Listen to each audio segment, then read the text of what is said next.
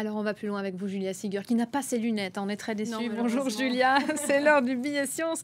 Bon, déjà, d'où est-ce qu'on va pouvoir la voir, cette éclipse, aujourd'hui? Alors nous, en Europe, non. Vous l'avez dit, on va pouvoir voir une éclipse, effectivement, quand on est sur le continent américain, depuis une diagonale qui est large de 185 km. C'est ce qu'on appelle la bande de totalité. Donc, comme son nom l'indique, c'est là qu'on va pouvoir voir l'éclipse dans sa totalité. Elle part de l'ouest du Mexique. Elle traverse les États-Unis de sud jusqu'au nord-est pour s'achever à l'est du Canada. Et effectivement, sur cette bande de totalité, on la verra dans son entièreté. Mais comme vous le voyez ici sur ce graphique, vous allez pouvoir voir cette éclipse de manière partielle, hors de la bande de totalité. Et donc, partout aux États-Unis, vous allez pouvoir la voir, mais également au Groenland, en Islande et même dans les Caraïbes. Le phénomène va durer 5 heures, 10 minutes et 5 secondes précisément. Elle débutera donc à 17h42 heure de Paris et elle finira à 22h52. Pour ceux qui sont sur place, il faudra effectivement porter des lunettes de protection. Vous le savez, les rayons UV peuvent endommager de manière définitive les yeux, notamment la rétine et la cornée. Pour ceux qui n'auront pas ce plaisir comme nous, eh bien rendez-vous cette fois-ci sur YouTube.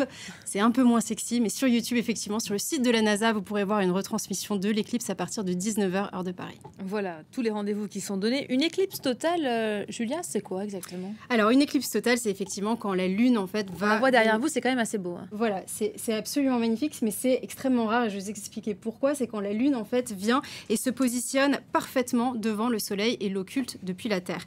Il faut donc un alignement parfait entre le Soleil, la Lune et la Terre. C'est très rare. Pourquoi? Parce qu'en fait, on sait que la Lune n'évolue pas toujours sur le même plan orbital que la Terre. Et puis, il faut une distance absolument parfaite pour que les deux disques puissent être parfaitement l'un devant l'autre. Donc, ça arrive extrêmement rarement. Vous l'avez dit, la dernière fois que c'est arrivé, c'était il y a 50 ans. La prochaine est prévue dans 80 ans.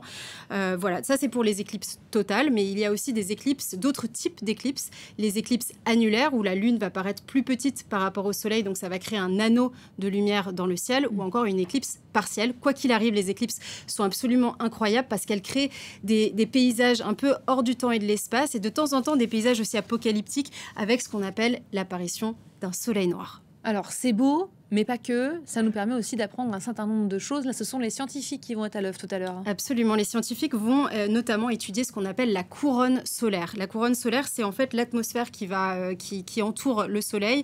Et c'est là où, en fait, il y a les fameuses éruptions solaires. Elle est composée de plasma, des gaz très, très chauds.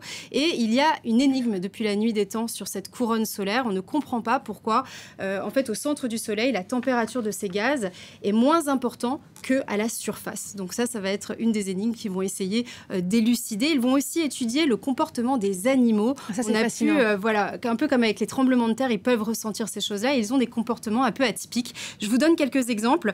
Par exemple, les oiseaux, les insectes, ils vont vraiment s'envoler tous ensemble en nuées qui sont perceptibles sur les radars. Les flamants roses, eux, se rassemblent en cercle autour de leur bébé. Les girafes commencent à galoper de manière incontrôlée. Et les tortues des Galapagos, eh bien, elles ont décidé de toutes s'accoupler au même moment pendant les éclipses. Donc voilà, il y a des comportements qu'on n'arrive pas encore à expliquer, mais les scientifiques vont essayer d'en savoir plus. Vous comprenez bien le problème. Les études sont extrêmement courtes puisque ce phénomène où vraiment les deux cercles vont être l'un sur l'autre, ça ne durera que 2-3 minutes. Donc à chaque fois, voilà, il faut attendre 80 ans pour 2-3 minutes de moment d'éclipse pour savoir pourquoi les tortues des Galapagos s'accouplent à ce moment-là. Voilà. On a perdu Fleur Simon sur l'accouplement des tortues. Bon, il faudra faire le point, effectivement, sur les comportements des animaux. On vous vend du beau aujourd'hui dans Paris Direct. C'est pas toujours le cas, donc on le signale. Ces magnifiques images derrière vous, Julia, et cette éclipse. Donc rendez-vous et